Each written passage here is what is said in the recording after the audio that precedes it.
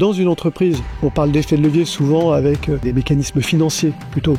Mais en fait, le vrai, l'unique effet de levier, il est humain. Mais j'en suis mais intimement convaincu que plus on met de sentiments dans les affaires, plus ça marche. Il faut remplir son vase pour qu'il puisse déborder. Et donc il y a une dimension d'être bien dans sa tête, de se sentir ressourcé. Ça a un impact sur les autres. Ma femme m'a dit, Pierre, là tu arrêtes. Tu arrêtes. Je l'ai écouté tout de suite. Quand on sera jugé au jugement dernier, en fait, je pense qu'on sera jugé par nos actes, par les choix posés dans des moments justement difficiles. Et c'est ça qui compte, c'est d'avoir un accomplissement personnel en se disant ce que j'ai fait, je pense que c'est bien. Mon prochain invité est Pierre Guillet. Il est le président des EDC, entrepreneurs et dirigeants chrétiens. C'est plus de 3700 patrons qui se retrouvent plusieurs fois par an pour échanger, s'entraider et partager leur joie et leur peine. Ce qui m'a intéressé dans cette conversation, c'est la transcription de la pensée sociale de l'Église dans le monde de l'entreprise et comment un entrepreneur peut utiliser ces 6 piliers pour avoir une entreprise alignée avec ses valeurs, mais aussi pour les utiliser comme un effet de levier de croissance. Alors c'est assez improbable d'associer la foi à la croissance, au développement, mais Pierre Guillet en parle très bien. Il est aussi papa de 4 enfants, il est patron d'une belle société. Dans cette conversation, vous allez embarquer dans les coulisses d'un entrepreneur qui a associé sa foi, ses valeurs très familiales, aussi son héritage d'entrepreneur à un quotidien fait principalement de défis avec un développement aussi à l'international, mais aussi une vie de famille ancrée. Ses enfants sont grands maintenant, donc c'est l'occasion aussi de voir son chemin, qu'est-ce qui a marché, moins marché, et le résultat aujourd'hui dans sa relation avec ses enfants. Étant président de ce réseau des EDC, il a un regard aussi haut sur les différences de génération, les attentes des entrepreneurs. Les entrepreneurs d'aujourd'hui n'ont pas les mêmes attentes que ceux d'hier. Pierre, vous avez racheté plusieurs sociétés et réussi à faire un effet de levier, amener de la croissance en utilisant une stratégie un peu atypique, en appliquant la pensée sociale de l'Église. Est-ce que vous pouvez m'en parler un peu plus ? Alors, la pensée sociale chrétienne, pour être précis, puisque la doctrine sociale de l'Église, c'est très catholique. C'est en fait Léon XIII qui a fait découvrir en fait cette vision des aspects sociaux de la vie des gens au travers de textes qui ont été proposés en fait à l'ensemble des catholiques. Et les EDC dont je fais partie, en fait, réunissent des catholiques, des protestants et des orthodoxes. Et donc, on a récupéré des textes protestants et orthodoxes pour pouvoir justement avoir une vision chrétienne, en fait, de cette vision sociale de la foi chrétienne. Donc, on appelle ça la pensée sociale chrétienne, qui repose sur 6 principes. D'accord. Et ces 6 principes, en fait, c'est on pourrait le dire notre foi mise en action dans le domaine du travail. D'accord. Tout simplement avec le principe chapeau qui est la dignité. D'accord. Et après 5 autres principes, le bien commun, la participation, la solidarité, la destination universelle des biens et la subsidiarité.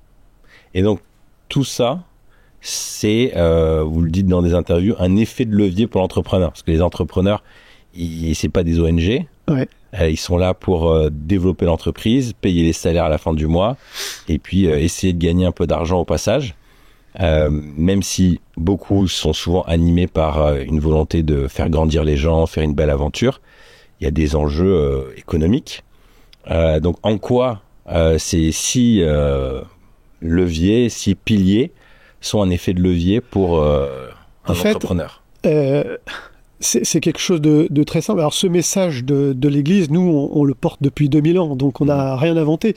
En fait, c'est comment, en fait, au travers de ces principes, on peut finalement voir comment on peut amener les gens à coopérer ensemble. D'accord. Bon. Ça, c'est le fil conducteur. Oui. Et en fait, cette coopération, elle passe tout simplement, mais c'est le message chrétien, par l'amour. D'accord. Voilà. C'est l'amour dans l'entreprise. L'amour des autres.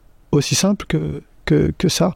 Et l'effet de levier dont je parle, ou les effets de levier, si on veut, là aussi, moi, j'ai rien inventé. Les EDC n'ont rien inventé. C'est que dans une entreprise, on parle d'effet de levier souvent avec des mécanismes financiers plutôt. Mais en fait, le vrai, l'unique effet de levier, il est humain. Il est humain. C'est-à-dire qu'une entreprise qui va mal, si il y a une cohésion, si il y a le respect de chacune des composantes de l'entreprise, tant les salariés que les clients et les fournisseurs. Ça ne se limite pas, voire de l'environnement proche géographiquement de l'entreprise. Mais quand on porte une attention particulière, qu'on crée en fait un lien avec ses collaborateurs et avec son environnement particulier, ça permet d'affronter les vrais enjeux de croissance économique, ça permet d'affronter les vraies difficultés qu'on peut traverser, et on en traversera nécessairement, très différemment.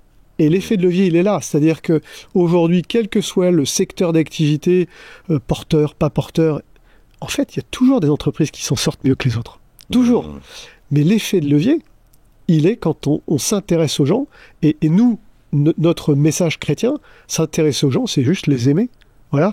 Alors après, on peut rajouter une dimension peut-être plus intime, qu'est la prière. C'est-à-dire que aimer ses collaborateurs, prier pour ses collaborateurs, c'est à la portée de tout le monde.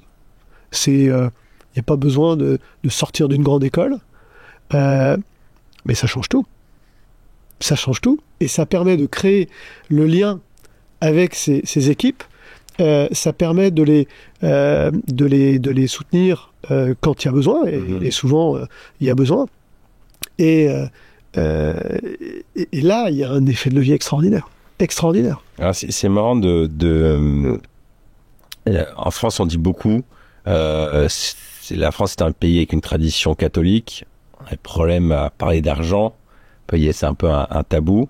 Donc déjà associer une pensée chrétienne dans le domaine économique d'entreprise, c'est assez étonnant. Et moi, j'ai recruté beaucoup de catholiques dans mon équipe, et souvent, j'ai trouvé qu'ils font vraiment la part des choses. Il y a mon travail et il y a ma foi et ma famille. Ouais. Il y a vraiment une volonté de couper.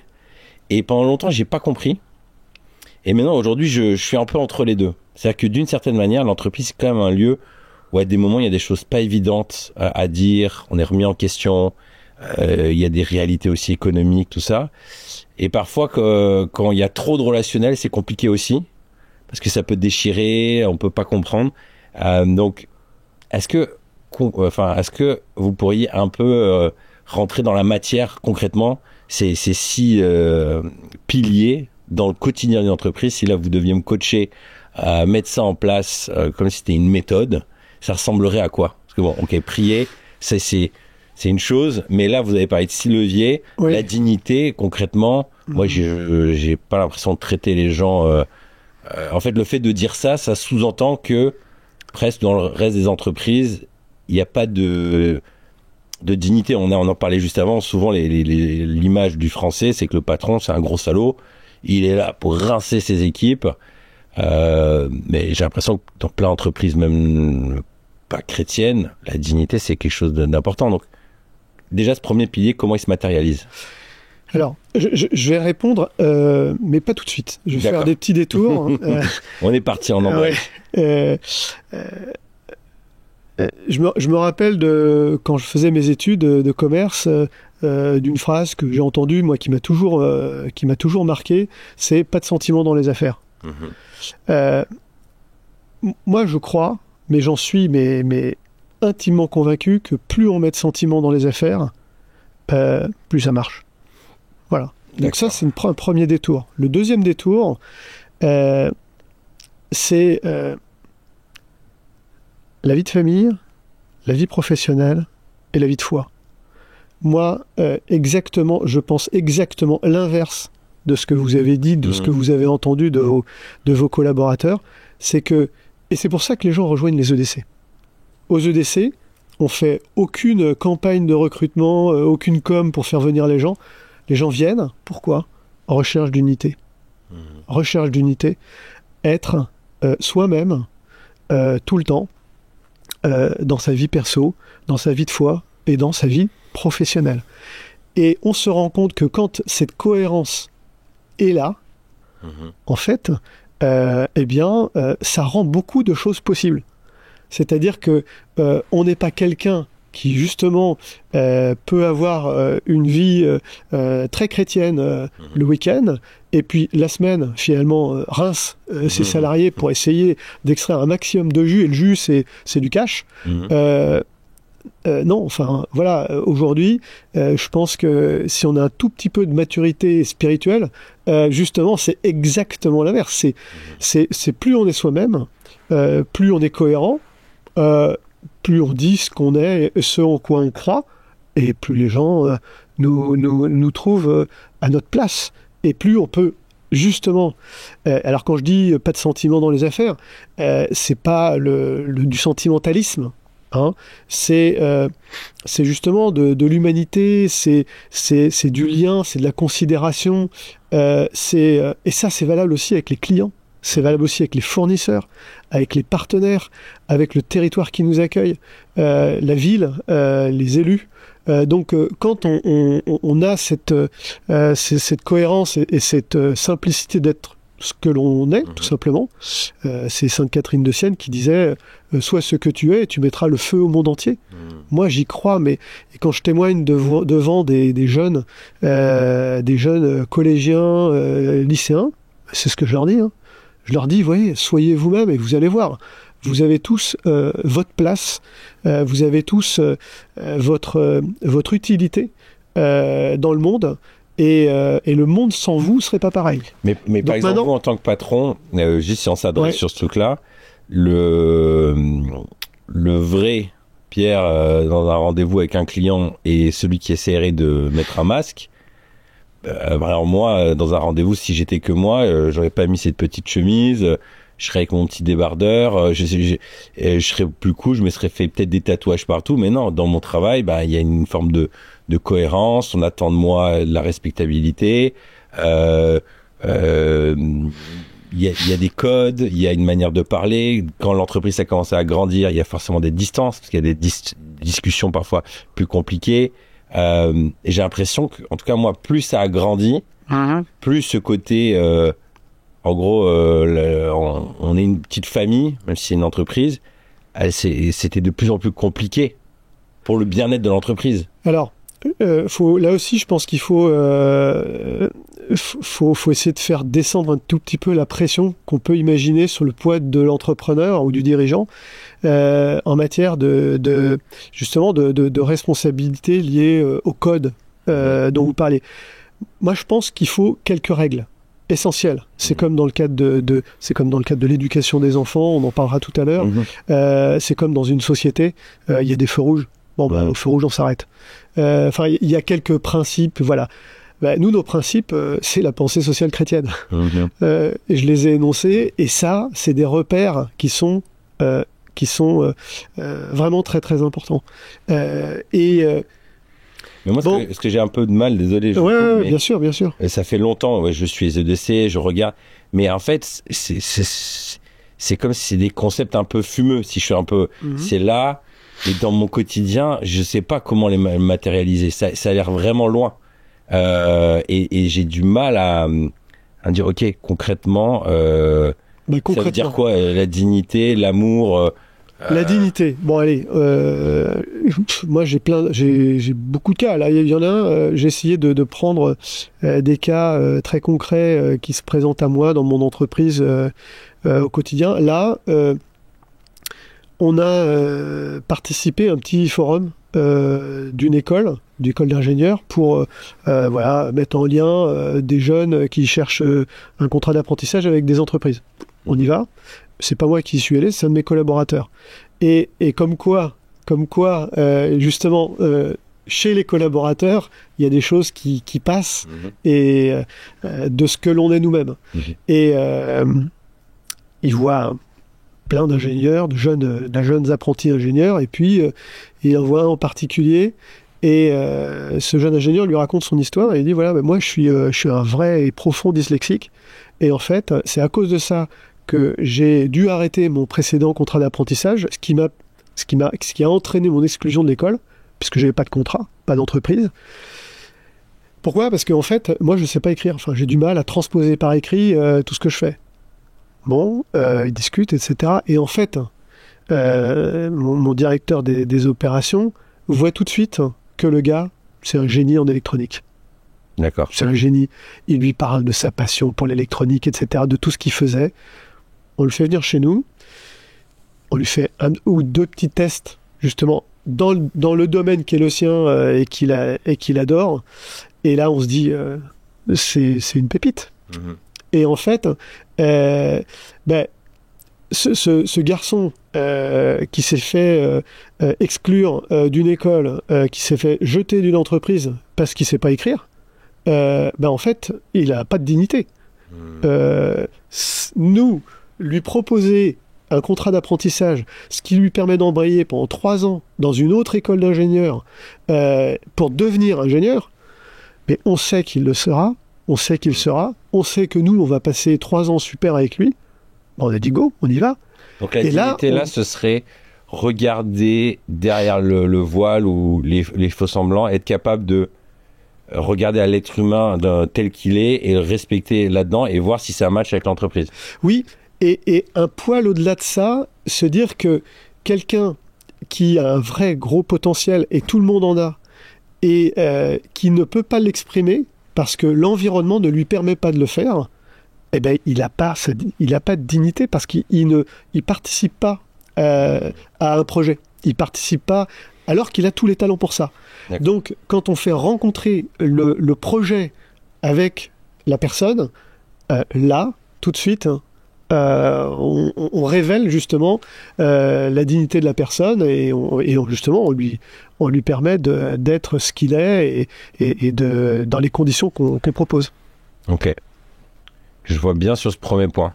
Deuxième pilier, c'était ? Alors, il y en a 6 après. Donc le deuxième, c'était le bien commun. Donc là, c'est orienter son entreprise dans une logique de bien commun, j'imagine. Tout à fait. Le bien commun, il y a là aussi plein d'exemples, mais en fait, ce que je veux dire là, c'est que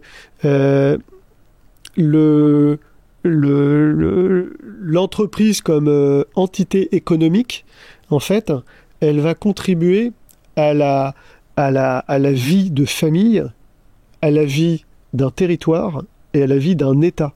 C'est-à-dire que nos contributions font vivre tout ça. Quand on prend le chiffre d'affaires et qu'on regarde, avant d'arriver au résultat, toutes les contributions que l'entreprise a apportées, on a fait vivre des fournisseurs, on a fait vivre des salariés, on a donné de l'argent à l'État, on a donné de l'argent aux collectivités locales. On peut aussi avoir fait des dons à des assos locales, voilà, pour les soutenir. Donc en fait, on a contribué en fait au bien commun, par notre propre existence. Donc ça, c'est une illustration qui est facile à comprendre. C'est vrai que ça, c'est dans cette aventure du podcast, je suis amené à discuter avec pas mal d'entrepreneurs et je réalise du besoin. On cherche souvent du sens très loin, la planète et tout, mais rien que le fait d'exister, de payer des impôts et de proposer des salaires, c'est incroyable. C'est incroyable. C'est vrai qu'on l'oublie vite. On fait vivre les gens. On fait au moins une idée de projet au lieu de cette phrase dire salaud de patron, merci patron. Oui. Se dire, en fin de compte, ils prennent beaucoup de risques, on le disait avant, ils gagnent que quand ça marche. Le reste du temps, il n'y a pas de chômage, il n'y a pas de... Donc c'est vraiment... ils peuvent se retrouver vraiment à poil. et ils font vraiment avancer le bien commun. Mais comme tout ça a été un peu, je sais pas pourquoi, je sais pas si vous avez un regard là-dessus, surtout en France où il y a ce regard très méfiant parfois du patron, vous pensez que ça vient d'où? Je pense que ça vient d'une méconnaissance, on en parlait un peu tout à l'heure, une méconnaissance ou un déficit de culture économique. Les gens, en fait, bon, il y a un mix de déficit de culture économique des Français en général. Il y a d'autres pays, d'autres peuples, d'autres populations qui sont plus éduquées sur le plan économique, combiné à des médias qui vont souvent mettre en lumière des grandes fortunes, des grandes réussites ou des gros salaires de gens qui ne représentent pas en fait l'intégralité de la population des dirigeants et entrepreneurs du pays. Et ça, clairement, ça nuit énormément à l'image. Après, moi, je le vois dans mon entreprise. Voilà, à partir du moment, les gens savent comment je vis, ils me voient tous les jours, ils connaissent mon style de vie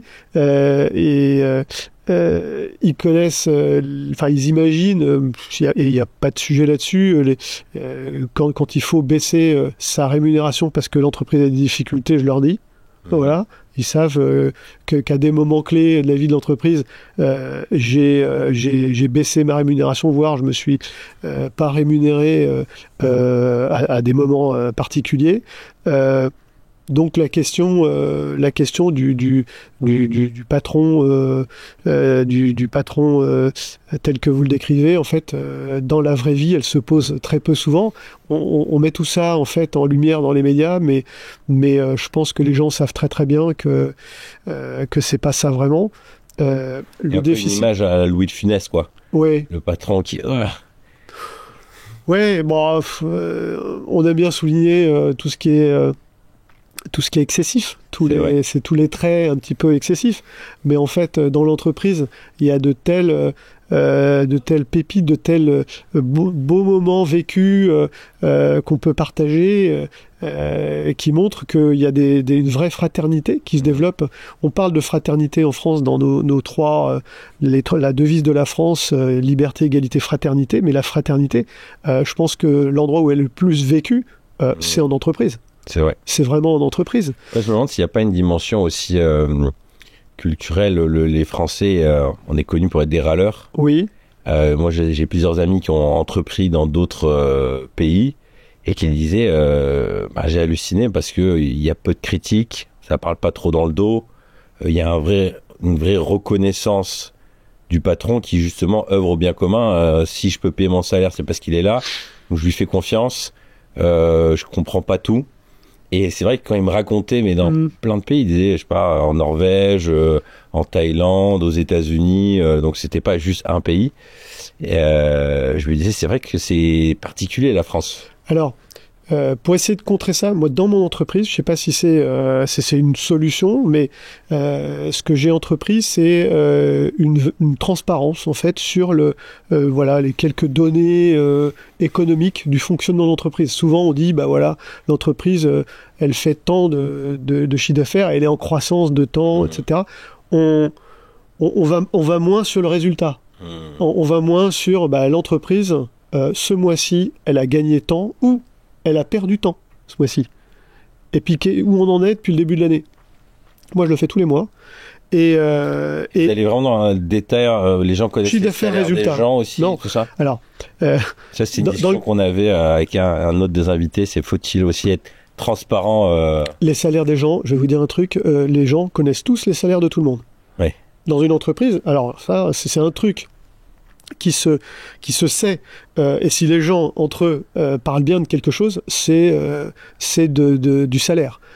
Bon, après, entre le chiffre d'affaires et le résultat, il n'y a pas que les salaires, hein, il y a plein d'autres postes. Donc moi je m'attarde pas à passer tous les postes en revue, parce que justement faire de l'éducation, c'est parler des grands principes, mais c'est surtout pas perdre les gens parce qu'on rentre trop dans les détails. Donc si on veut, faut avoir une routine, à mon avis, donc pour que cette routine petit à petit devienne une meilleure compréhension, et entraîne les questions. Et j'ai toujours dit, moi, il n'y a pas de questions taboues, allez-y, posez-moi les questions. Et je me rends compte que les gens sont assez curieux, globalement. Et à chaque fois, je les félicite de cette curiosité parce que je leur dis, ça montre que vous vous intéressez au fonctionnement de votre entreprise. Et ça, c'est très, très important. Donc la question de monsieur le patron, quel est votre salaire, ou vous avez pris combien de primes cette année, ou des choses comme ça, c'est autorisé. C'est autorisé. Moi, on me l'a jamais demandé. Okay. Par contre, ils savent que je suis propriétaire de l'immobilier de mon entreprise. Ils savent que j'ai 100% des actions de mon entreprise et que j'ai décidé d'ouvrir le capital à tous les salariés.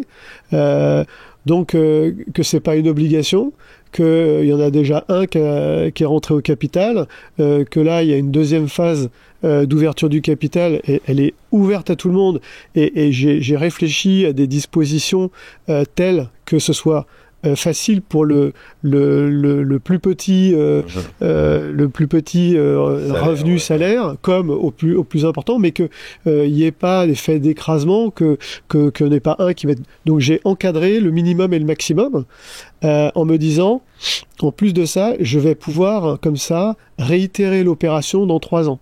C'est-à-dire que dans 3 ans, y a ceux qui ont vu l'opération se dérouler et qui n'auront pas cru. Il y a ceux qui l'auront vu se dérouler et qui n'auront pas eu les moyens au moment de l'opération. Et puis, il y a ceux qui n'étaient pas là, mais qui vont rejoindre l'entreprise après. Et ben, tout cela, ils pourront le faire à un autre moment. Et quand vous rentrez dans ce genre de sujet, là, ça rejoint un petit peu un des piliers qui est la destination universelle des biens. C'est-à-dire que moi, mon entreprise m'appartient au plan juridique, mais je sais bien qu'elle appartient aussi au monde dans lequel on est, dans le sens où on apporte des services qui sont utiles, et mon intérêt, c'est que tout cela perdure. Et donc, pour que ça perdure, j'ai pensé que le fait de faire rentrer au capital mes salariés, ça permettait de donner une certaine stabilité, quelle que soit l'issue, parce que voilà, je suis un peu plus âgé que certains, et puis il y a des jeunes qui rentrent, donc quel que soit l'entrée, le départ des uns des autres, il y aura toujours des personnes actionnaires de l'entreprise, quel que soit son actionnaire majoritaire. Et donc ça a amené des questions. Et les questions, parce que on est à livre ouvert sur le bilan de l'entreprise, j'ai toujours dit qu'il n'y avait aucun sujet de confidentialité là-dessus. Et là-dessus, les questions sont hyper intéressantes. Hein. Et comment vous faites avec cette approche? Imaginons, je sais pas, il y a un des ouvriers qui prend 5%, je sais pas combien, oui. Et qu'un an après, ça se passe très mal avec lui. Oui. Vraiment une embrouille, le gars fait un coup, je sais pas. Là, ça se passe comment? On le vire, mais il a toujours ses parts, vous lui rachetez? En fait, moi j'ai souhaité que cette proposition, justement, pour qu'on soit pas dans un environnement capitaliste de spéculation, cette proposition elle est faite qu'aux salariés. Voilà, qu'aux salariés de l'entreprise, enfin du groupe, puisqu'on a 2 filiales à l'étranger, donc aux salariés du groupe. Et quand on quitte le groupe, quelle que soit la cause, ces actions, on vend ces actions. Voilà. À un prix convenu, qui a été défini, une méthode de valorisation qui est définie dès le départ, mais ces actions sont vendues. Donc moi, je m'engage à les racheter. En propre. Alors, là, c'est rentré un tout petit peu dans le mécanisme. En fait, je crée une société des collaborateurs. Oui. Donc, en fait, qui réunit tous les salariés actionnaires. Et donc, c'est la société peut racheter en fait les parts de ceux qui s'en vont, mais ceux qui sont dans la société peuvent aussi racheter les parts de ceux qui s'en vont. Bon, par contre, le mécanisme, c'est quand quelqu'un quitte l'entreprise, nécessairement, il vend ses actions. Et donc là, selon les raisons pour lesquelles il quitte l'entreprise, il peut y avoir des décotes. Et là où je trouve que c'est quand même assez juste, c'est que même celui qui est licencié pour faute grave, je vais quand même lui racheter ses titres. Je ne veux pas le déshériter complètement ou le déposséder. Alors, ce sera une très forte décote, parce que voilà, il est licencié pour faute grave. Par contre, on va quand même lui racheter. Voilà. Par contre, celui qui quitte l'entreprise, voilà, parce que voilà, il démissionne et il va faire autre chose, ben voilà, lui, il va avoir une valorisation à 100% de la valeur des titres, ce qui est logique, normal. Ouais. Et Génial. voilà, et tout va bien. Et juste, ouais. peut-être aussi un petit sujet sur la rémunération des dirigeants que j'aime bien mettre en avant. C'est assez rare qu'on le fasse comme ça, c'est pour ça que je me permets de le faire. Quand on travaille avec des filiales, moi je travaille pour l'ensemble du groupe, donc de temps en temps, périodiquement, on refacture ce qu'on appelle les frais du siège aux filiales. Et donc dans cette refacturation, eh bien, on va identifier qui a travaillé voilà, pendant le mois pour la filiale. Et pour ça, nous, on a un fichier qu'on tient avec les sujets et les horaires, tout simplement. Et après, on a défini un taux horaire. Moi, mon taux horaire, il est connu de tout le monde. Hein. Pourquoi ? Parce que, en fait, le taux horaire du dirigeant, il est hyper intéressant. Parce que le dirigeant, il travaille pas mal. Il prend pas tant de vacances que ça. Et quand on ramène son salaire au taux horaire, on voit que le dirigeant peut gagner 2 fois, peut-être 3 fois le salaire comment dirais-je, je sais pas, le salaire moyen de l'entreprise ou même peut-être le plus bas salaire. J'ai pas fait le calcul exact, mais ça va jamais au-delà. Il est assez proche du plus haut salaire de l'entreprise, donc en taux horaire, puisque tous mes collaborateurs, moi, sont soit au forfait jour, soit aux 35 heures. Quand on fait le calcul, le taux horaire, en fait, ça remet les choses à sa juste proportion. Et vous traquez tout votre temps alors ? Moi, dès que je travaille pour, alors c'est pas, voilà, c'est pas des relevés à la minute, mais périodiquement, je sais que, voilà, j'ai consacré 2 heures pour travailler sur tel dossier. Je suis parti 2 jours en Suisse. J'ai passé 1 semaine au Canada. Là, je vais relever les rendez-vous que j'ai eus, le temps que j'ai passé, et on facture ça comme ça, au taux horaire. D'accord. Comme ça, c'est clair, c'est transparent, et là aussi, c'est pareil. Hein, les salariés se rendent compte que le patron, il bosse 50 heures. Il va pas forcément tous les ans prendre 5 semaines de vacances. Mais c'est assumé. Je suis très heureux comme ça. Hein, je demande rien de plus. Mais quand on ramène au taux horaire, on comprend que le montant total, ou si on faisait exactement l'inverse, qu'on prenait, comment dirais-je, le taux horaire, ou plutôt qu'on faisait travailler le salarié dans les mêmes conditions, tant de vacances, avec de vacances ou d'heures travaillées par semaine que le patron, il gagnerait beaucoup plus. Il aurait un salaire cumulé beaucoup plus important qu'il ne l'a aujourd'hui au quotidien. Mais bon, voilà, c'est pas comme ça que...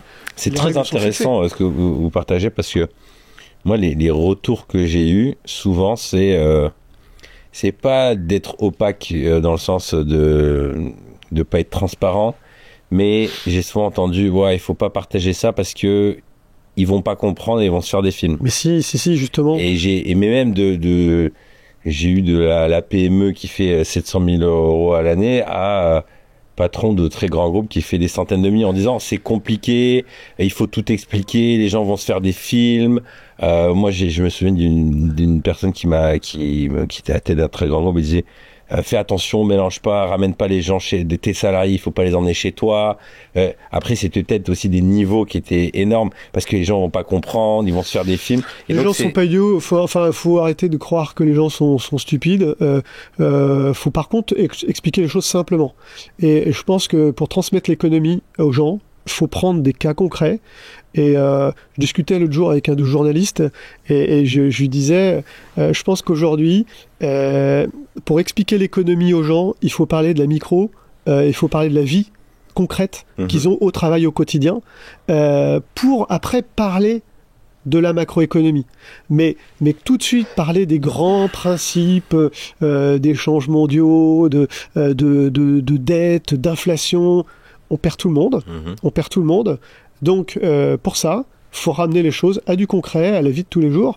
Et et après faire le lien, justement, de l'endettement nécessaire dans une entreprise pour pouvoir passer un cap sur un projet, sur un investissement, à l'endettement du pays. Il y a des passerelles, il y a des ponts à faire là-dessus, et ça permet de faire de la pédagogie. Et je me rappelle très très bien être intervenu dans une classe de terminale économique, et en fait, je parlais de mon entreprise, je parlais de ma reprise d'entreprise, comment j'avais fait, etc. Les questions des jeunes étaient hyper intéressantes. Et à un moment, je dis à l'un d'entre eux, mais je sais plus, il y avait une question, combien vous gagnez, ou est-ce que... et je dis, mais vous savez combien gagnent vos parents ? Non. Ils étaient incapables de me dire combien gagnaient leurs parents. Je dis, parce que vous parlez pas de ça avec vos parents ? Donc, les gens ne savaient pas ce que gagnaient leurs parents, mais en plus de ça, ils savaient pas ce que faisaient leurs parents. Parce que quand vous êtes enfant, jeune, et que vous avez des parents qui sont, je sais pas, fonctionnaires dans la haute administration, ou bien salariés d'une grande entreprise multinationale, ou dans un poste ultra technique dans une PME, ben souvent, à table, on parle pas de ça. Moi, j'ai vécu dans une famille d'entrepreneurs. Aujourd'hui, je suis comme mon épouse, on est tous les deux entrepreneurs. Ben, nous, notre vie, on la partage avec nos enfants, et ils savent les problématiques de recrutement, les arrêts maladie qu'on vient de se prendre, les marchés qu'on gagne ou qu'on perd, du client machin. Voilà. Et ça, on leur parle, alors pas tout le temps, mais ils connaissent les histoires. Ouais. Et en fait, ça, progressivement, ça infuse. Ouais. Ça infuse. Mais les enfants, parfois, ils me surprennent. Là, ils grandissent, les grands, ils ont 12 ans, c'est des jumeaux. Ouais.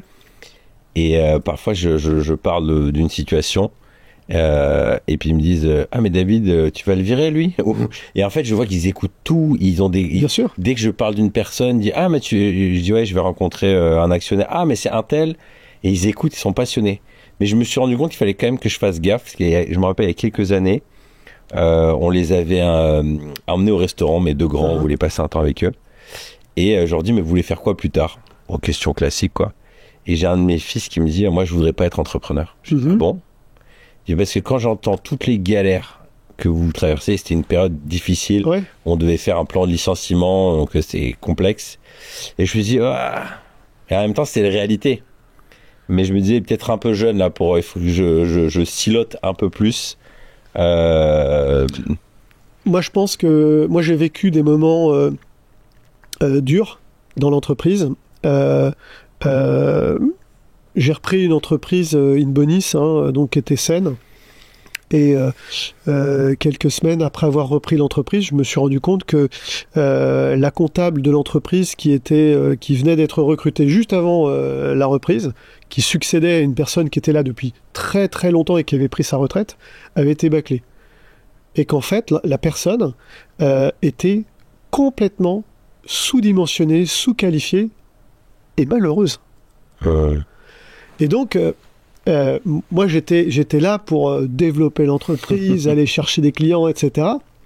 Et en fait, pendant 6 mois, je me suis pris ce caillou dans la chaussure, qui était de me remettre dans toutes les déclarations de TVA, d'URSSAF, de me rendre compte qu'il y avait eu des oublis, qu'il y avait eu des erreurs, de trouver des solutions avec un expert comptable, de recruter quelqu'un pour la remplacer, de l'accompagner, parce que c'était une femme sympa, mais on l'avait mise là et par erreur, et donc j'ai eu à dénouer tout ça. Et donc, d'un projet hyper bouclé, sur lequel j'avais bossé de nombreux mois, etc., j'étais super content, tac, tout de suite, les grosses galères, j'ai commencé comme ça. Et en plus de ça, pendant toute la première année, je ne me payais pas un centime. Donc en fait, je reprends une boîte, plein de promesses, je me paie que des galères, je gagne pas un sou. On pourrait se dire bon, c'est un truc impossible. Et en fait, voilà, non. Moi je. Et la famille, elle a vécu ça comment ? Vous avez dit que votre femme est entrepreneuse aussi ? Ouais. Dans la même. Non, elle est. Elle est dans un métier qui souffre énormément en ce moment. Et là, c'est pareil, sur les idées reçues des gens. Elle est pharmacienne, elle a une officine. D'accord. Et c'est dur tous les jours. Ah oui. Ouais. C'est quoi qui est dur? En fait, quand vous êtes pharmacien, vous n'avez pas la main sur le chiffre d'affaires. Ah oui. Là, très simplement, la mairie a décidé de mettre en place la géothermie dans la ville. D'accord. Très bonne idée, super projet, etc. Sauf que quand la géothermie passe dans le quartier dans lequel est la pharmacie, c'est toutes les rues qui sont en travaux, fermées, et en fait, le chiffre d'affaires, il tombe de 40% pendant 2-3 mois. Et là, la trésor, elle s'effondre, les salaires, les charges restent là, etc. Donc, en fait, on peut pas compenser, on peut pas aller chercher des clients, là, c'est la zone de chalandise, point. Donc, il y a ça. Gros défi. Gros défi. Après, vous savez que le monde de la santé, il est quand même hyper complexe et aujourd'hui, le pharmacien, c'est finalement un pôle de stabilité dans cet univers complexe qu'est la santé, puisque il est ouvert tout le temps, il accueille sans rendez-vous, il a un conseil qualifié. Ils sont docteurs en pharmacie. Il a un conseil qualifié et très souvent, en fait, il va pouvoir dénouer des petits sujets, voire des sujets même un peu complexes, avec un regard qui est un regard très bienveillant, etc. Et ça gratuitement. Donc, l'utilité sociale du pharmacien de quartier, elle est incroyable, mais en ce moment, il y a des problèmes Et donc, si on revient à vous venez de racheter la boîte, grosse galère. Ouais. Comment ça se passe à la maison avec les enfants? Vous, comment vous le vivez? En fait, ça faisait, j'avais donc mûri mon projet d'entreprise, donc ça faisait déjà plusieurs mois, voire un an, un peu plus d'1 an que j'étais sur ce projet. Donc ils étaient au courant de ça. Mes revenus avaient été divisés plus que par 2. Donc les enfants se sont rendus compte de rien. Ils ont quel âge? Ils avaient quel âge à ce moment-là? Alors, ils avaient une dizaine d'années. D'accord. Et ils se sont rendus compte de rien parce que en fait, on a toujours été heureux. On n'est plus parti en vacances. On est plutôt parti dans la famille que dans une location, par exemple. On a fait très attention à nos dépenses. Mais en fait, on se rend compte que il y a vite du superflu, il y a vite de l'inessentiel, et que quand on serre les vis, en fait, les enfants s'en rendent pas compte. Oui. Donc, avoir des parents présents, qui sont attentifs à eux, qui passent des moments avec eux, c'est tout ce dont ils ont besoin. Et ça, vous avez réussi dans ces périodes où j'imagine où la tête ça tourne à 1000 à l'heure, c'est compliqué, il y a des stress et tout ça, de faire en sorte de pas d'être vraiment présent, parce que moi je le vois personnellement, il y a des moments où c'est très compliqué, ça tourne dans ma tête, et le fait, je me dis ok, cet après-midi je suis avec les enfants, samedi après-midi, mais ma tête elle tourne, la tentation de sortir le téléphone, j'ai une idée. Est-ce que vous avez mis en place des règles, des petites techniques ou... Alors, j'ai pas mis des règles strictes, ou quand j'ai essayé de le faire, je me suis rendu compte que c'était pas comme ça que les choses marchaient. Comme justement dans le fait d'avoir un engagement. Ça, on en reparlera peut-être aussi, qui se rajoute en fait à la vie, à la vie professionnelle ou personnelle, puisque l'engagement dépasse le professionnel et rejoint aussi beaucoup le personnel.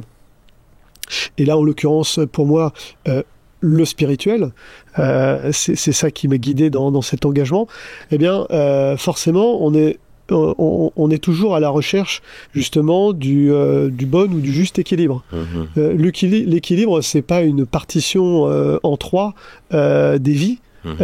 C'est accorder de l'attention ou des moments choisis, des moments de qualité au bon moment. Et donc en fait, moi je me suis toujours dit que j'étais pas quelqu'un capable de travailler le soir.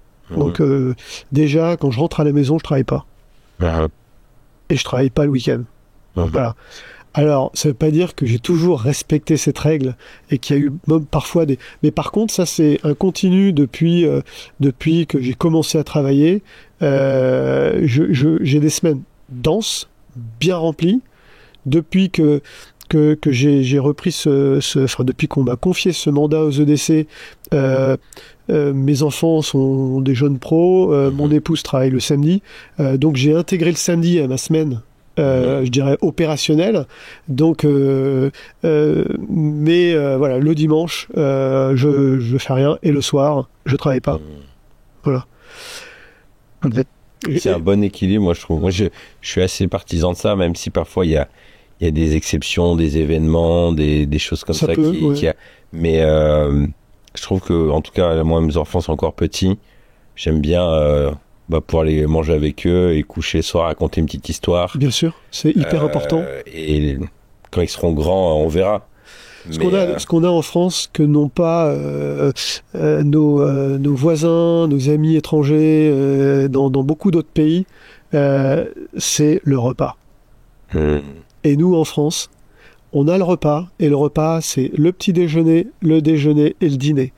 Et c'est des moments de vraie vie familiale, de vraie transmission, où là, on peut mettre sur la table des soucis, on peut partager des réussites, on peut encourager, on peut rigoler, on peut faire plein... Et ça, c'est vraiment, vraiment un trésor français que le repas. C'est vrai. Et donc... moi, je bosse au Canada. Les Canadiens, en fait, ils ouvrent le frigo. Chacun passe à tous les moments de la journée piquer des trucs dans le frigo le week-end. Et en fait, ils n'ont pas de moment ensemble, posés, tranquilles, avec un peu je dirais, de rite, c'est-à-dire, voilà. On met la table, etc. On soigne les plats, on cuisine ensemble. Bon, ça, c'est la France, quoi. C'est vrai que c'est un petit rituel qu'on a oublié, mais qui est sain, quoi. C'est vraiment hyper sain, hyper sain. Ouais, c'est vrai que c'est. Et vous disiez que vous êtes, votre papa était entrepreneur aussi. Oui. Donc en gros, il y a une forme de transmission. Est-ce que ça vous a grandissant motivé en disant j'aimerais faire comme mon père? Au contraire, vous dites je ferai comme mon père, mais pas comme ça. Quel était votre regard, d'accord? Les deux. J'avais un père entrepreneur et une mère élue. D'accord. Élu local, et maire d'une ville, une petite ville. Et en fait, on était sans arrêt. Donc j'ai travaillé chez mon père bien avant 18 ans ou 16 ans. Hein, on allait donner un coup de main. Voilà. C'était dans quel domaine? Dans le domaine du nautisme. Il avait un chantier nautique. D'accord. En Bretagne.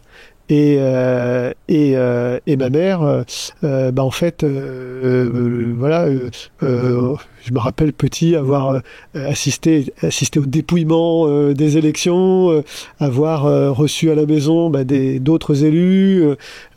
Donc en fait, on a eu des vies bien rythmées, de parents bien occupés. Mais on a été, mes frères et sœurs, super... on n'a jamais été malheureux, on n'a jamais souffert de ça, parce qu'ils étaient là, en fait. Ils étaient là.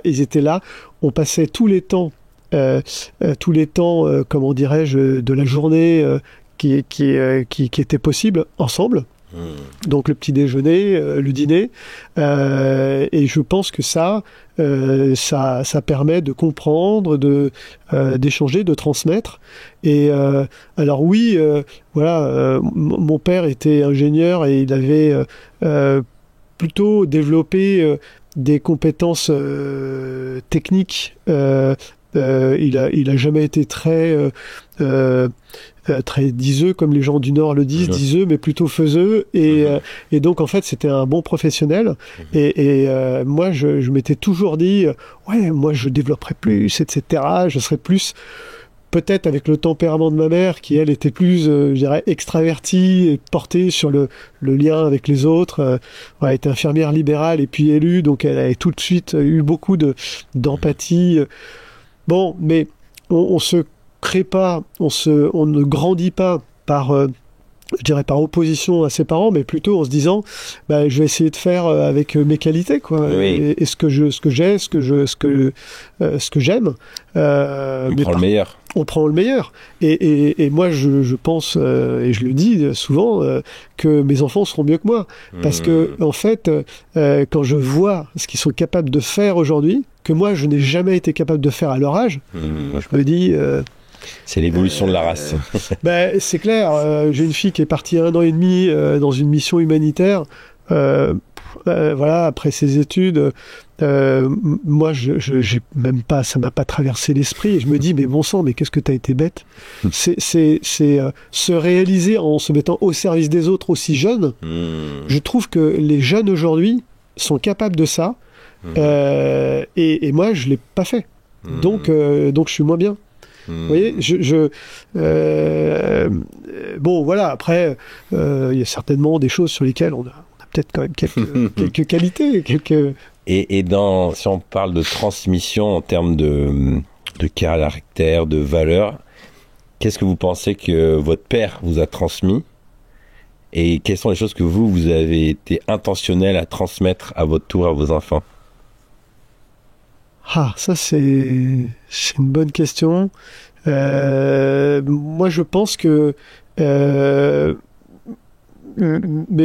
alors, je vais associer maman à papa. En fait, mes parents s'aimaient profondément. Papa est décédé assez tôt et ils m'ont transmis leur amour à la fois de couple et aussi de leur famille, de leurs enfants. Et c'est un amour qui était visible, qui se voyait. Et ça, en fait, ça, chez moi, ça s'est traduit par une confiance incroyable dans la vie. Donc ça j'ai reçu ça. Et ça, aujourd'hui, c'est un carburant incroyable. Donc ils m'ont transmis ça. Mon père était autrement, c'est plus anecdotique, mais très très bricoleur. Mais vraiment vraiment très bricoleur.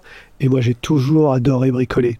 Et là, quand je fais des choses, aujourd'hui, je dénoue des problèmes, parce que le bricolage, en fait, c'est dénouer des problèmes, c'est résoudre des problèmes. C'est ça, le bricoler, hein. C'est très, très vertueux.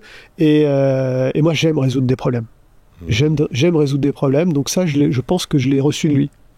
Et est-ce que vous avez essayé de formaliser ces valeurs, des éléments, des traits de caractère que vous avez voulu transmettre à vos enfants, ou ça s'est fait assez naturellement? Parce que moi, c'est une question que je me pose en me disant, il y a différentes versions, hein, chacun un peu définit son rôle de père, mais cette dimension de, bon, ils vont être là avec moi pendant un temps, puis je dois les préparer, mais qu'est-ce qui est important à leur transmettre? Il y en a qui disent, bon, je serai moi-même, et puis ils prendront ce qu'il y a à apprendre. Moi, j'ai une part de moi qui a envie d'être intentionnel là-dessus. Oui, je crois qu'il faut être intentionnel. Moi, j'ai 4 enfants et je les aime autant les uns que les autres. Et je sais que il y a des sujets ou des moments que je vais partager avec l'un qui ne seront pas les mêmes que ceux que je vais partager avec l'autre. Et il y a des moments que l'un va partager plus facilement avec mon épouse qu'avec moi. Et ok, c'est très bien comme ça. Donc en fait, ce que j'essaie de faire, c'est d'être disponible quand ils ont un besoin d'écoute ou d'échange. Et je peux être amené à proposer à une de mes filles, moi j'aime bien aller sur le marché, faire les courses sur le marché, une de mes filles de venir avec moi et on va discuter, ça arrive pas souvent, mais ça peut arriver. J'ai un garçon qui est très bricoleur, donc faire des projets ensemble, ça c'est très excitant. J'en ai un autre qui est très curieux intellectuellement et qui se passionne pour la finance, qui est un de mes domaines de compétences que quand j'étais salarié. Et là, on échange sur plein de sujets et on a une complicité terrible. Donc voilà, j'ai une autre fille avec laquelle qui est plus jeune et et qui a choisi une filière d'apprentissage et donc qui découvre l'entreprise à 21 ans et bon voilà les codes etc. Qui aime me parler de ce qu'elle vit en entreprise, donc des difficultés de l'entreprise, et donc là on échange et on compare un petit peu ce qu'elle vit avec ce que moi je peux vivre dans mon entreprise. Ce que je vois là, ce que j'observe, c'est vous avez réussi et vous avez été intentionnel à créer ce lien, ce plaisir de partager, d'échanger. Oui. Les sujets changent, mais en fait le fil conducteur c'est le goût du lien et de la relation. Tout à fait.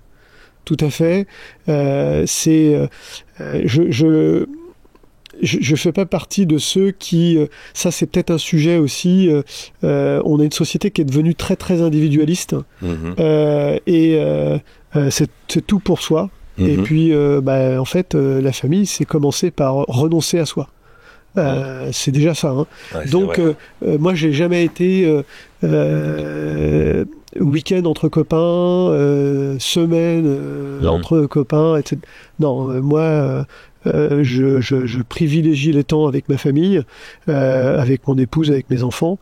Ce qui veut pas dire qu'on n'a pas d'amis, hein, mais pour moi c'est ça qui prime.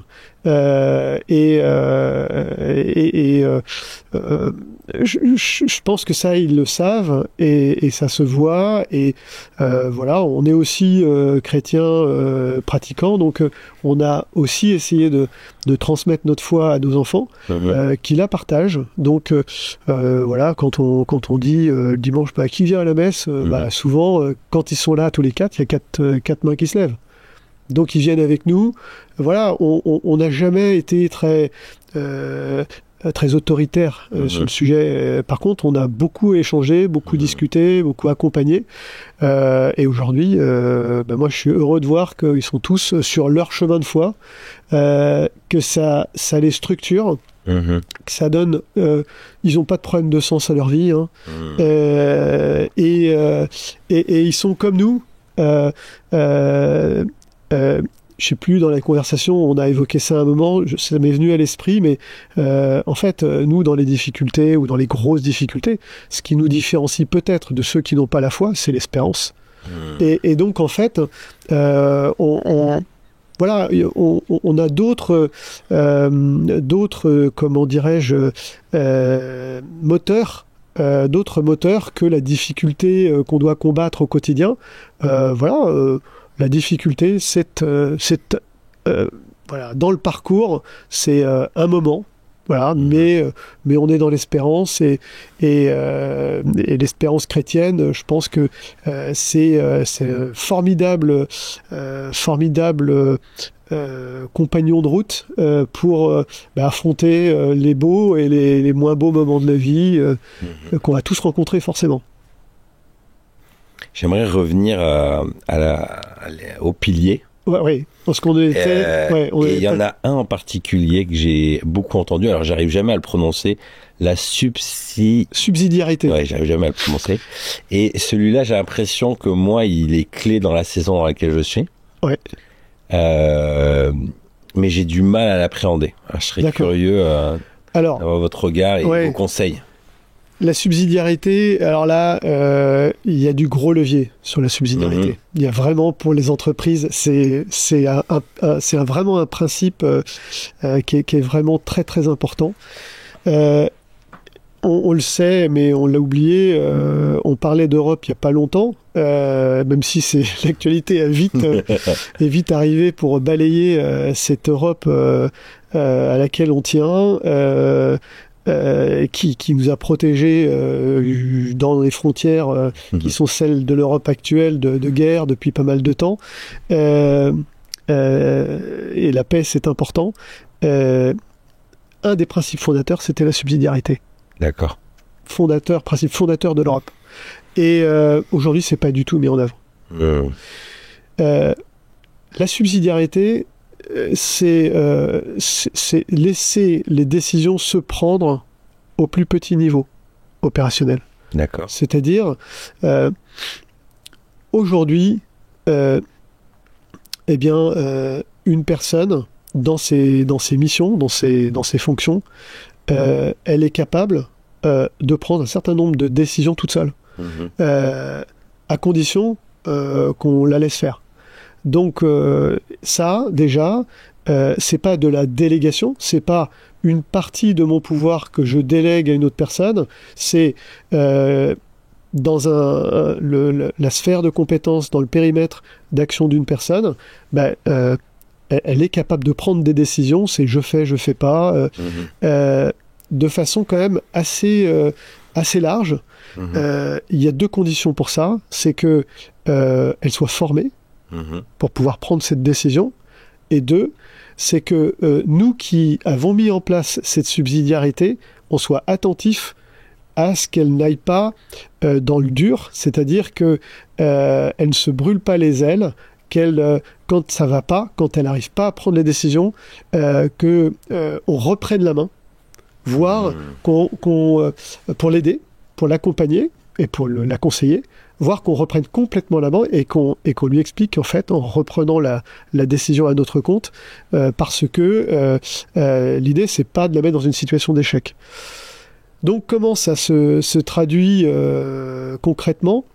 C'est donner beaucoup d'initiatives aux gens dans leur sphère de compétences, et puis les laisser prendre les décisions eux-mêmes.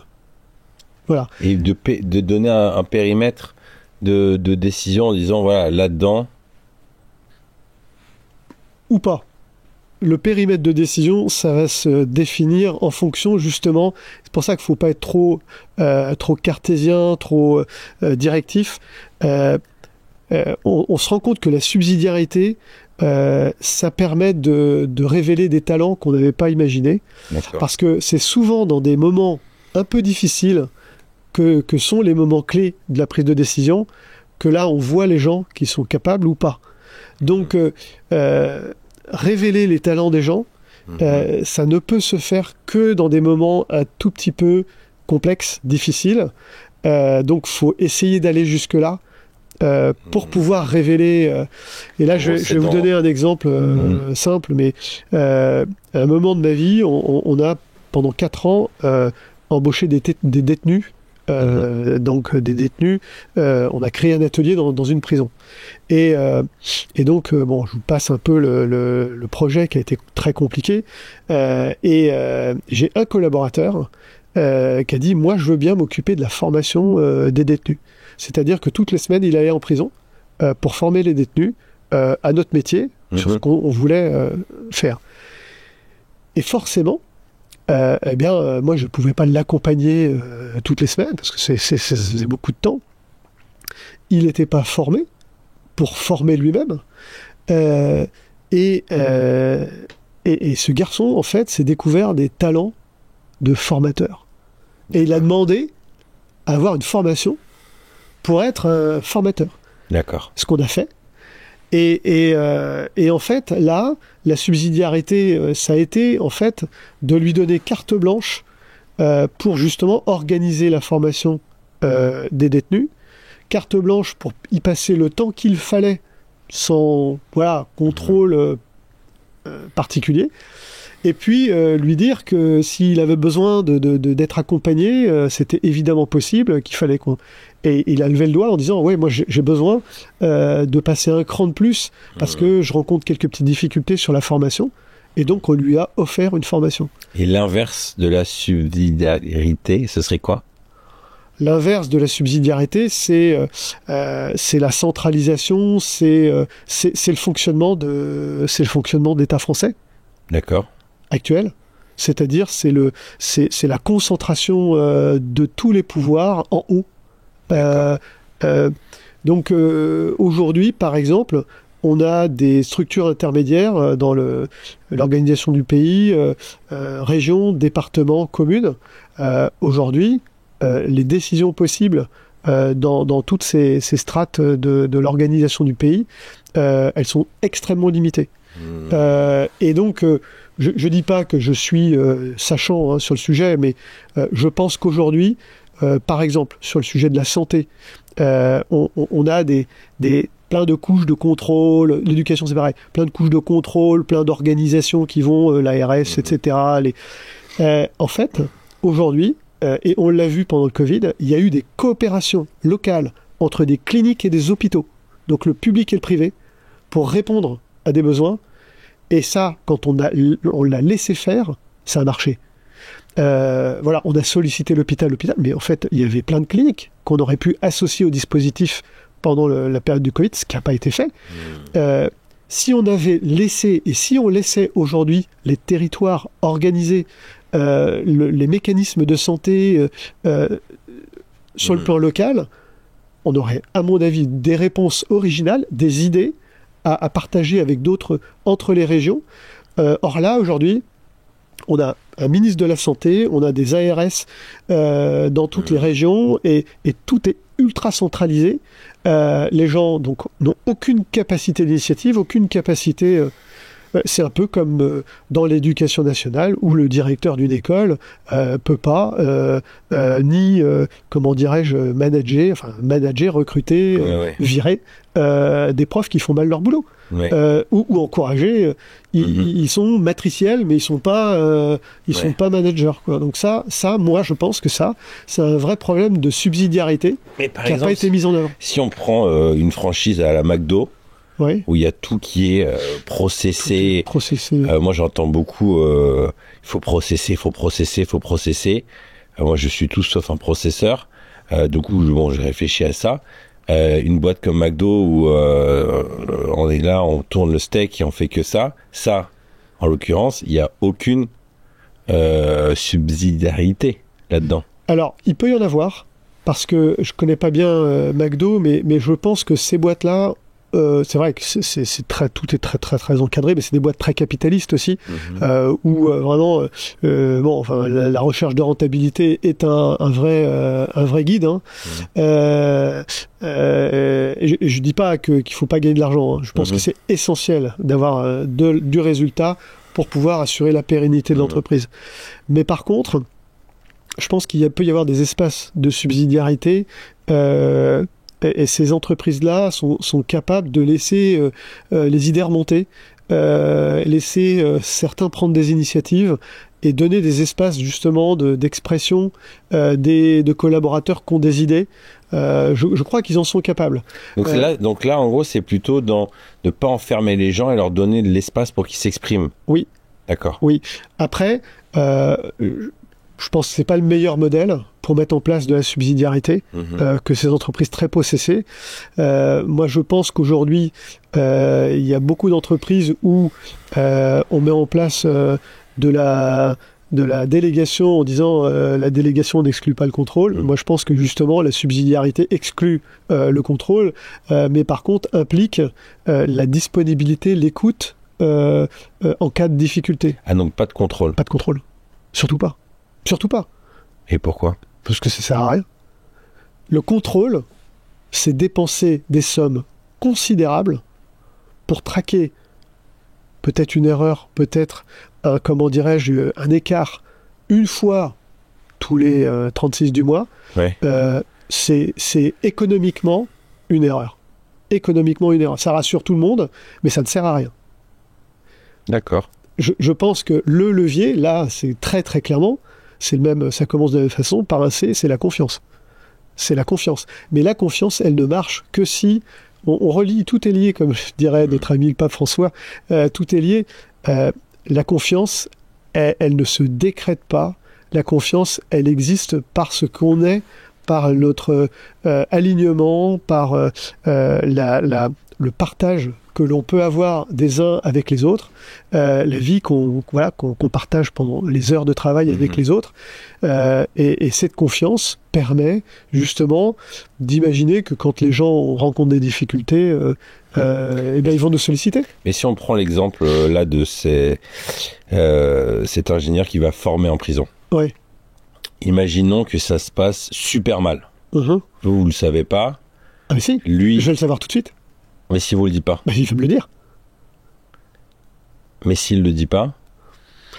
En fait, c'est parce que vous partez du postulat que parce qu'il y a eu la confiance, parce qu'il y a eu l'encouragement, vous le saurez tout de suite.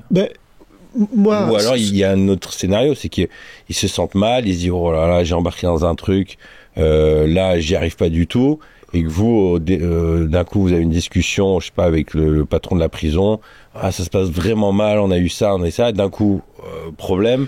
Alors, ça commence déjà. Moi, ma méthode, ma façon de faire, c'est plutôt que d'avoir une discussion avec le patron de la prison, qui connaît pas forcément ce qu'on fait de façon pratique.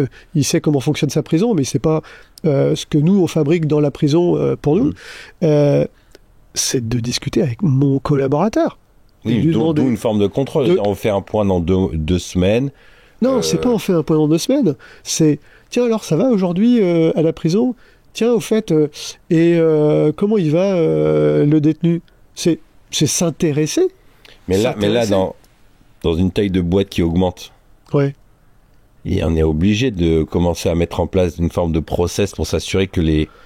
En fait, après, quand la boîte augmente, en fait, il y a des petits îlots, je dirais, de confiance qui se créent par département, par centre d'intérêt.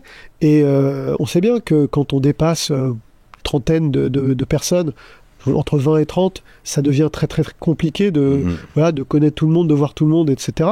Donc là, forcément, il faut créer des petites unités d'une vingtaine ou d'une trentaine de personnes qui elles-mêmes vont avoir un responsable qui va pouvoir s'assurer de la communication et du bien vivre ensemble.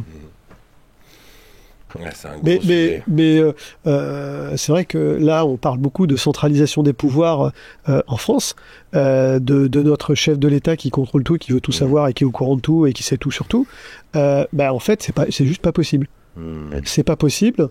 Et on se coupe très très vite de beaucoup de réalités et surtout c'est d'ailleurs c'est le problème qu'il rencontre, c'est qu'en fait il est tellement loin des Français qu'il a plus la main en fait.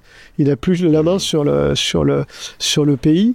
Donc moi je pense faut moi alors sans prétention aucune, mais quand j'ai été appelé à prendre la présidence d'un mouvement où il y a quand même un peu de monde, il y a 3800 personnes, il y a 15 salariés, mon entreprise à côté, ma vie familiale.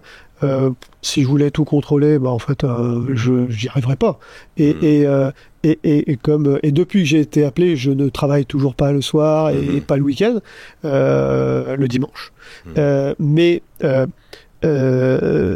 fait, j'appelle des personnes, tant dans mon entreprise que dans le mouvement, à qui je confie en fait des missions avec une confiance en eux totale. Ils savent que si jamais ils ont besoin de m'appeler, ils le font. Et ça se passe très très très bien. Par contre, de temps en temps, je sens et je devine et je vois qu'il y a des difficultés. Et là, quand c'est le cas, je sais me mobiliser pour aller comprendre, enquêter et puis éventuellement prendre des décisions. Là, vous avez fait la transition parfaite avec les EDC. Donc 3800 membres. Ça a été fondé en 1926. Oui. Donc, en étant à la tête de ce mouvement, j'imagine vous rencontrez beaucoup d'entrepreneurs chrétiens. Oui. De tout type. Comment ils vont? Parce qu'aujourd'hui, entre l'inflation qu'on s'est mangée, les rumeurs de guerre, les crises politiques, aussi toutes les évolutions avec l'IA, le digital, comment ils anticipent ça? Les patrons, c'est pas parce qu'ils sont chrétiens qu'ils vivent mieux que les autres toutes ces difficultés. Ils ont les mêmes difficultés que tout le monde. Ils payent les mêmes impôts. Ils ont les mêmes déclarations à faire que tout le monde. Ils sont pas protégés. Ils ont les mêmes problématiques de solitude du dirigeant. Ils ont parfois les mêmes difficultés ou les mêmes contradictions sur lesquelles ils ont à prendre position, puisque cette recherche d'alignement, elle se fait pas, elle se décrète pas, mais elle se concrétise par, à certains moments clés, des décisions à prendre. Et la décision, c'est est-ce que justement je suis aligné en prenant cette décision-là. Et je pense que le dirigeant chrétien, il a deux choses pour lui, pour l'amener à peut-être être plus serein dans ces moments-là. C'est le discernement.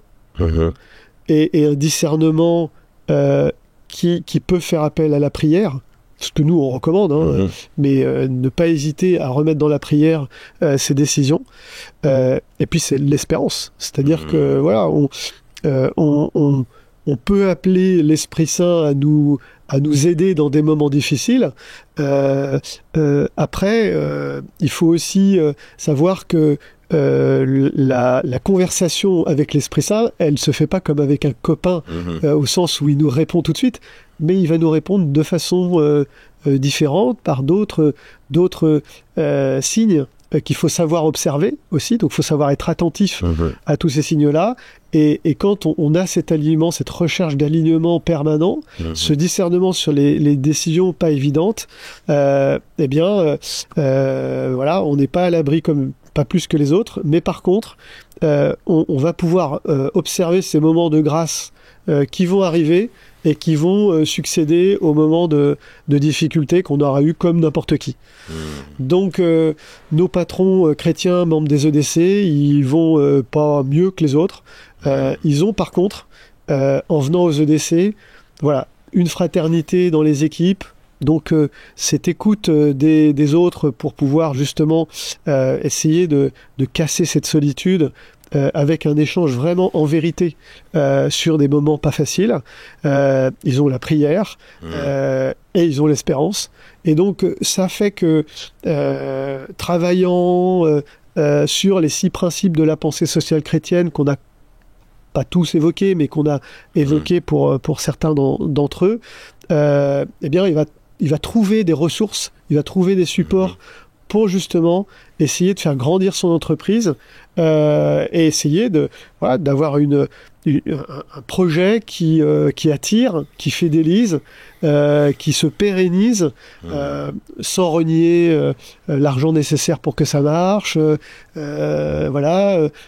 sans cacher ses convictions, mais au contraire, avec tous ces effets de levier qu'on a à notre portée, qui sont gratuits, qui existent depuis 2000 ans et qui marchent. Il y a quelque temps, j'ai fait un petit sondage sur comment vont les patrons.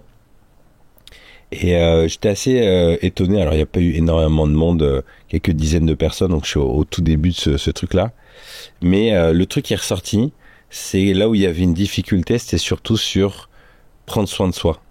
C'est-à-dire que je ressentais, le patron il prend soin de l'entreprise, prend soin de la famille. Je m'attendais à ce que ce soit un sujet plus, comme disent les Américains, painful, le côté familial, mais pas trop. Par contre, un vrai défi à dire, ok, peut-être qu'il y a un engagement bénévole ou spirituel, des gens donc très portés vers l'extérieur. Ouais. Mais une difficulté à dire ma santé, mon sommeil, le sport, enfin mon corps, quoi. Dans la Bible, on voit un esprit saint dans un corps sain. Oui. On voit l'importance. Oui. Mais j'ai l'impression que c'est un gros défi. Est-ce que ça fait partie de vos réflexions? Est-ce que vous avez des pistes là-dessus? Alors, je vois 2 choses. Il y a l'esprit saint dans un corps sain. Moi, ça, j'y crois énormément. Voilà. Une vie équilibrée passe par une bonne alimentation, par un peu d'exercice et aussi par un sujet qu'on élude un peu, par du lien social. En dehors de l'entreprise, c'est-à-dire les amis. Les amis. Le lien social, c'est capital. C'est capital dans l'équilibre du corps sain. Il faut aussi avoir du lien social, des moments d'amitié, d'amitié forts. Donc ça pour moi, ça c'est quelque chose de très très important. Après, il y a une deuxième approche qui est celle de prendre soin de soi, avoir Moi, ça, j'y crois pas. Ça c'est le côté assez individualiste de la société. C'est je veux du temps pour moi. Mais ça veut dire quoi, du temps pour soi? En fait, nous, on existe dans un monde où on n'est pas tout seul. Je trouve que la société est trop individualiste. Moi, ma joie, mon épanouissement, c'est d'être avec les autres. C'est qu'on soit ensemble là tous les deux ici maintenant. Mais c'est pas d'être tout seul là pour prendre soin de moi. Mais ça veut dire quoi? Alors oui, je peux décider d'aller courir, mais courir tout seul, ce sera plus sympa si je vais courir avec un de mes garçons ou si je vais courir avec un copain. Mais je peux aussi courir tout seul ou avec un collaborateur, parce que je cours en semaine avec des collaborateurs. Donc je trouve ça sympa. Je prends soin de moi, mais je suis pas forcément tout seul. Je trouve que la société du prendre soin de soi pour soi tout seul, moi je pense que c'est pas bon. Après, si je fais le parallèle aussi avec le monde chrétien, on entend beaucoup, faut remplir son vase pour qu'il puisse déborder. Et donc il y a une dimension, le fait de se remplir, soit spirituellement, oui, d'avoir de l'énergie physique, d'être bien dans sa tête, de se sentir ressourcé, ça a un impact sur les autres. Enfin, moi, je le vois dans mon parcours. Ouais. Moi, j'ai été éduqué avec cette dimension plus du sacrifice, donc me donner à fond pour les autres, mettre les autres en premier, aider les gens à se développer. Mais alors, le terme est peut-être bizarre, mais j'ai l'impression que je me suis beaucoup oublié au milieu de tout ça. Ma santé, dans une forme d'équilibre. Et là, c'était pas je fais du temps pour moi pour aller au cinéma. C'est vraiment, je dors mal, du coup, je mange mal, je dis oui parce qu'il faut aller aider là, mais en fait, je suis claqué, donc j'ai pas après de temps de qualité, j'ai pas l'espace. Et donc, moi, j'ai l'impression que, en tout cas, dans ce que je sens du sondage, c'est pas je veux pouvoir regarder la télé ou faire un truc, même si ça peut avoir sa place pour se détendre. Mais c'est cet équilibre qui nous rend meilleurs pour les autres. Je pense que dans les excès que vous évoquiez, il y a les excès, il y a les carences. Hein. Dans les excès que vous évoquiez, il y a les raisons de l'épuisement. C'est-à-dire que en fait, je me rappelle avoir rejoint un mouvement scout. J'ai été scout moi-même, et donc quand on fait du scoutisme, on nous dit régulièrement, mais pas de façon insistante, c'est qu'il faut savoir rendre ce qu'on a reçu. Et moi, c'est quelque chose qui est vraiment qui est rentré en moi, et un jour s'est présenté l'occasion de rendre ce que j'avais reçu quand j'étais jeune, et donc de m'occuper des jeunes. Donc de prendre une responsabilité de groupe, d'un mouvement. Et je l'ai fait alors que mes enfants étaient eux-mêmes trop petits pour être scouts. Et donc, au bout de 4 ans, ma femme m'a dit, Pierre, parce que je m'occupais de l'organisation, les dossiers de camp, etc. Elle m'a dit, Pierre, là, tu arrêtes. Tu arrêtes. Et en fait, je l'ai écouté tout de suite. Et j'ai tout de suite arrêté. Et j'étais sollicité par le mouvement pour rentrer dans la hiérarchie, pour monter un cran au-dessus, etc. Et j'ai tout arrêté tout de suite. Et après, je me suis un peu occupé de suivre mes enfants quand ils sont plus tard rentrés, pour leur donner des conseils, pour les accompagner sur les repérages de lieux de camp, etc. Mais j'ai arrêté. Et en fait, je pense que voilà, sur parfois dans l'engagement on peut s'épuiser, donc il faut savoir écouter aussi. Je pense que quand on a des responsabilités ou quand on prend des engagements, faut avoir ces anges gardiens. Et là, moi, très clairement, pour les EDC, j'ai nommé 2 anges gardiens. Clairement, je leur ai dit, tu seras mon ange gardien, à ma femme et à un ami prêtre. Je leur ai dit, voilà, donc si jamais j'en fais trop, si jamais je vais trop loin, si jamais, eh bien, vous me rappelez à l'ordre. C'est une bonne idée, ça. Et là, parce que tout seul, parfois, on ne voit pas.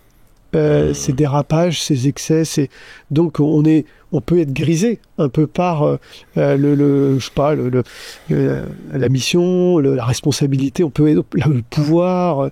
Donc, faut nous ramener sur terre et ça, parfois, c'est vrai que c'est bien d'avoir les autres à côté pour ça.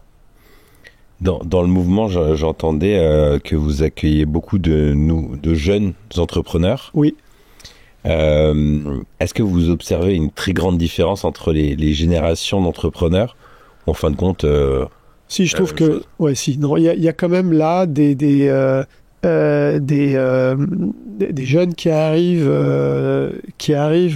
dans le monde de l'entreprise et de l'entrepreneuriat qui sont différents de ce que nous on a pu être à leur âge et de ce qu'on est aujourd'hui, et qui fonctionnent pas avec les mêmes codes, et donc et aux EDC on travaille là-dessus. Toute la question, c'est de créer l'intergénérationnel. Et ils ont ces différences qu'on pourrait caractériser, mais après, on se rend compte, et moi je me rends compte dans mon équipe EDC, je suis dans une équipe que je viens de rejoindre, parce que c'est une nouvelle équipe qui vient de se créer par SMH, et je me rends compte que les jeunes qui sont entrepreneurs, souvent jeunes parents, donc dans un business qui démarre, ils sont parfois en excès, et ils sont très demandeurs justement de conseils, de témoignages des plus anciens. Et comment toi t'as fait dans ton entreprise au même moment, ou comment tu fais toi aujourd'hui, et ça, on arrive à créer ça, ces ponts là aux EDC, et ces moments de fraternité qui nous rejoignent, qui nous rassemblent. Mais clairement, oui, les jeunes aujourd'hui, je pense, sont déjà, il y a un esprit entrepreneurial qui est beaucoup plus fort qu'à mon époque, par exemple. Ça, c'est sûr. Ils ont une facilité à être unifiés, c'est-à-dire à parler de leur foi.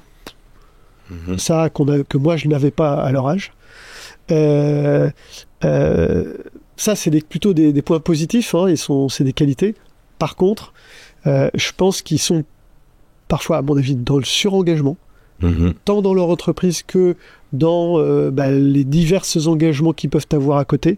Ils sont dans le surengagement, et parfois ils sont en déséquilibre, parce qu'ils vont trop vite, trop fort. Et donc je pense qu'il y a des temps pour tout, et vouloir tout faire tout de suite en même temps, ça marche pas. Je ne suis pas un exemple, hein, et beaucoup d'autres, mais je me rends compte rétrospectivement que j'ai eu un temps d'études, après j'ai eu un temps de mariage avec les enfants petits, j'ai eu un temps d'engagement dans le scoutisme, après j'ai eu un temps de changement de vie professionnelle, donc de reprise d'entreprise.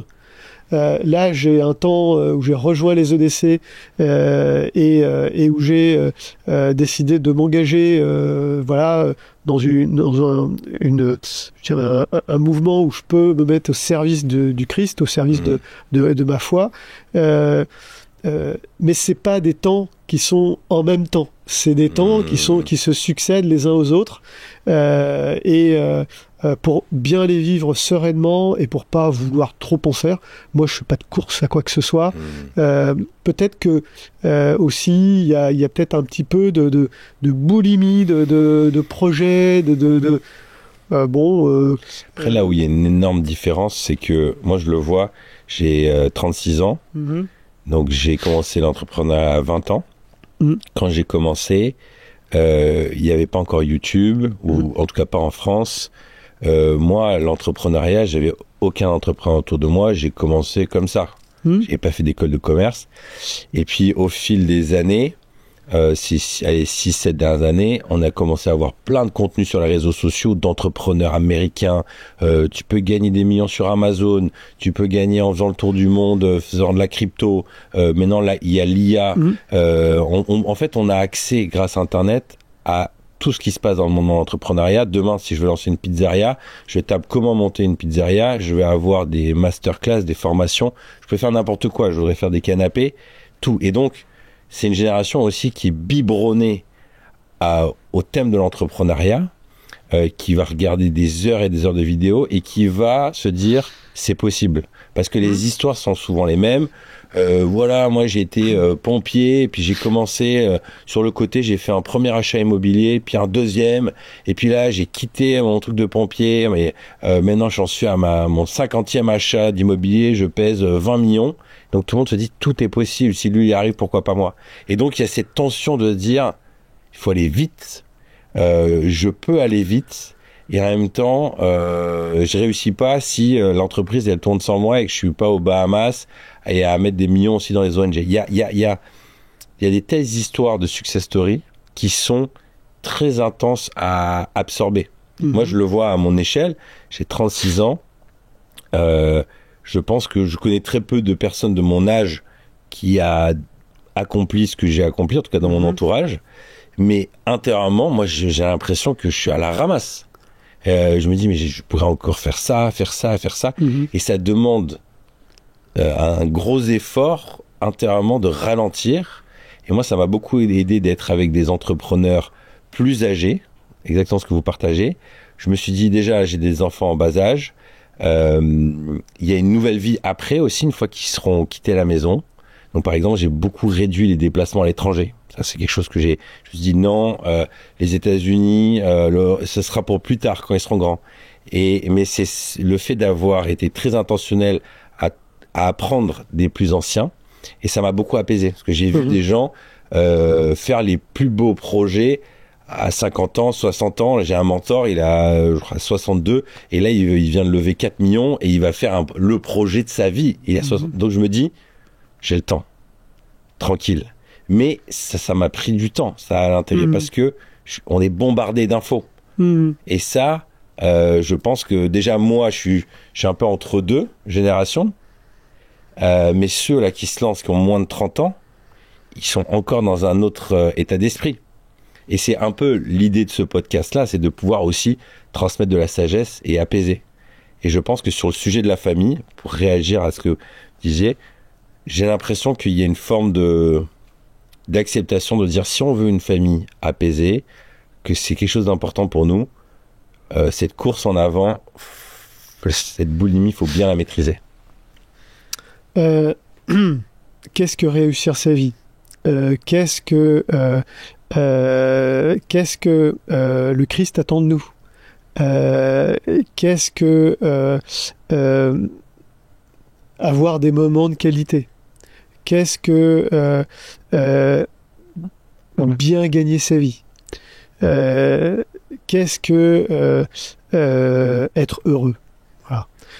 En fait, je pense qu'il y a une réponse pour chacun.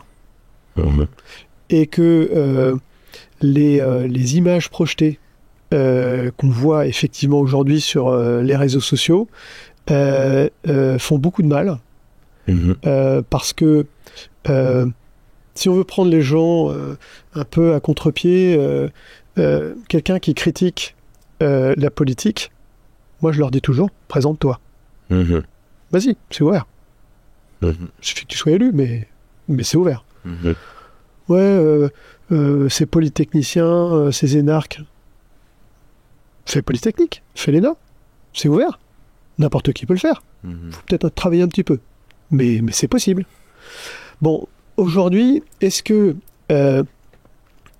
tout le monde a envie de faire l'ENA, Polytechnique, d'être, comment dirais-je, à la tête d'une très très grosse entreprise, de gagner beaucoup d'argent. Aujourd'hui, d'être élu en politique, d'être le président d'un parti ou d'un pays, etc. aujourd'hui, il y a plein de gens qui n'ont pas du tout envie de tout ça. Et que ça ne fait pas du tout rêver. Et on peut être très, très, très heureux sans faire tout ça. Donc, je pense qu'il faut faire très, très attention à la course, à la vitesse, à l'accumulation de projets de réussite, de pseudo-réussite d'ailleurs, parce que en fait, déjà, quand on sera jugé au jugement dernier, en fait, on ne sera pas alignés les uns à côté des autres en fonction du nombre de millions qu'on a accumulés ou du nombre d'entreprises qu'on a reprises ou du score qu'on a eu aux élections. Non.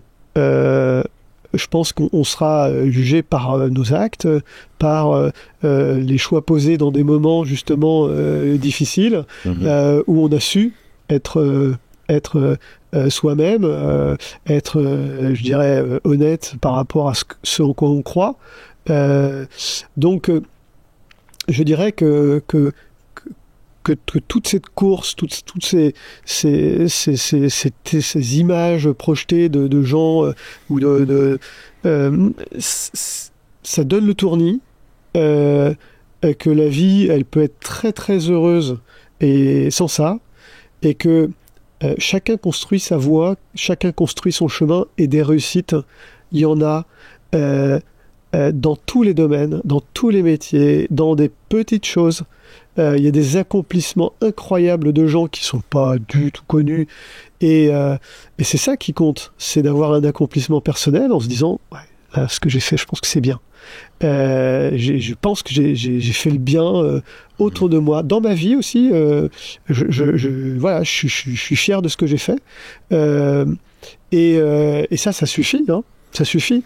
Je pense qu'il faut revenir à des choses plus modestes, plus simples, mais pas au sens simpliste, hein, mais faut abandonner les indicateurs de performance de vie, quoi.